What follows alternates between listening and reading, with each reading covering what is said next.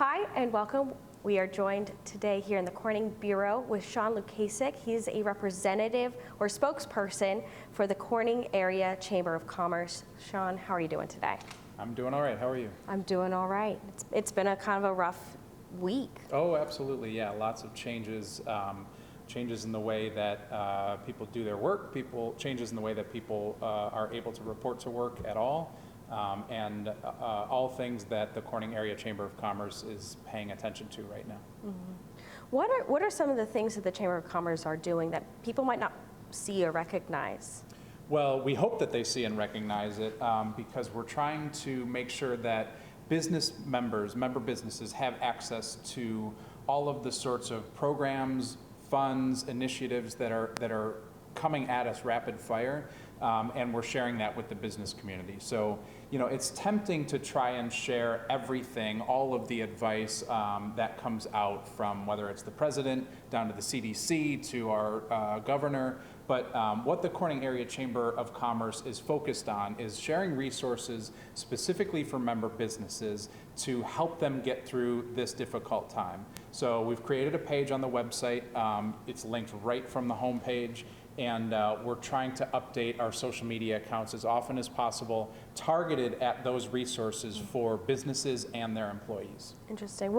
Now, when you say resources, what are you talking about specifically? We're talking about loans that are available from the Small Business Administration. We're talking about grants that are available, whether it's through our local community foundation for nonprofit organizations, or loans or funding for specifically restaurants or bartenders.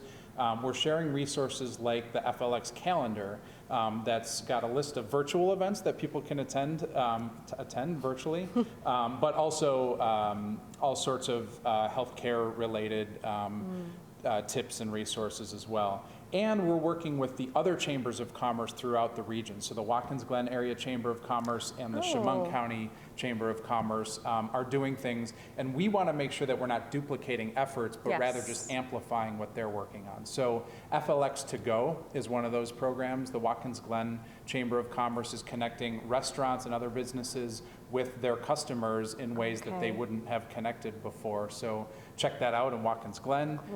The Chemung Chamber has a ton of resources specifically for their businesses as well. Wow, that's great. What's the feedback that you've been getting from your member businesses? Well, so far they're not coming directly to us for feedback. They're coming to us for those resources, and then we're just trying to connect them with the people and the organizations that we're aware of. So.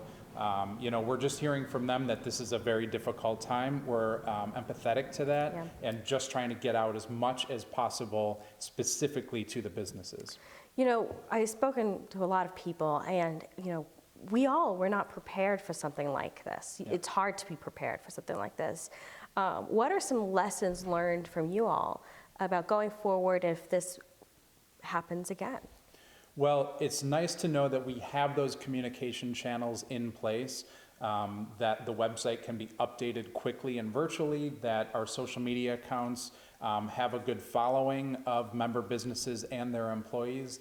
And the thing that we're learning how to do now is not only meet virtually like everybody else using video conference platforms, but also how do we deliver our programming virtually? So whether it's a business after hours social networking event, can we still do something like that virtually? Whether we're connecting people to their local representatives or other nonprofit organizations, how can we do that effectively now when we can't actually gather physically together? That's so fun. I think that's so creative to still find a way to be a community, even if we are supposed to be so far apart. Absolutely, and we're trying to keep our resources specifically to what this community needs. Yeah, and looking forward, once these stores and restaurants are able to reopen and people can come back to the physical community, what are some ripple effects that you're aware of that might hit the economy?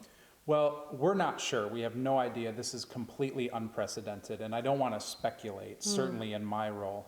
But I know that the Corning Area Chamber of Commerce is already planning what to do when the businesses are able to reopen. So one of the things that we just completed was a Member Appreciation Week, and that included a cash mob at a couple of different member businesses. But we hope that those become even more popular after this is all Yeah. done, so that people are really getting out there and letting the restaurants and bars and other service industry professionals know that, we're here, we want you to thrive, and some of the planning for that is already taking place. Explain to some of us who may not know what Yeah. a cash mop is. So a cash mob is just simply when a lot of customers show up at a retail store or a restaurant all at once. And it's just, everybody piles in, they all buy something, they all have dinner or lunch together or dinner together or whatever, and then they move on to the next restaurant. That's so cool. Yeah. Well, that's so much great information. It really seems like there's a lot of great effort to keep people together while keeping apart and keeping the local businesses afloat, because that's what makes this community. Absolutely. We're seeing Market Street is bare right now, and we just are looking forward to when the entire Gaffer District, and not just Market Street, but Bridge Street and everything else, is able to come alive again. Right.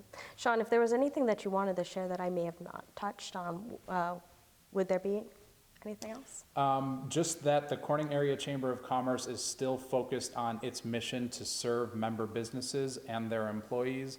Those include nonprofit organizations, those include all the restaurants and service industries we're hearing about, and we really hope that people continue to find ways to support those businesses, even though it's different and difficult at this time. Wonderful. Thank you so much for joining us. Once again, this is Sean Lukasik. He's a spokesperson for the Corning Area Chamber of Commerce. I'm Ariel Salk in the Corning Bureau. Thank you.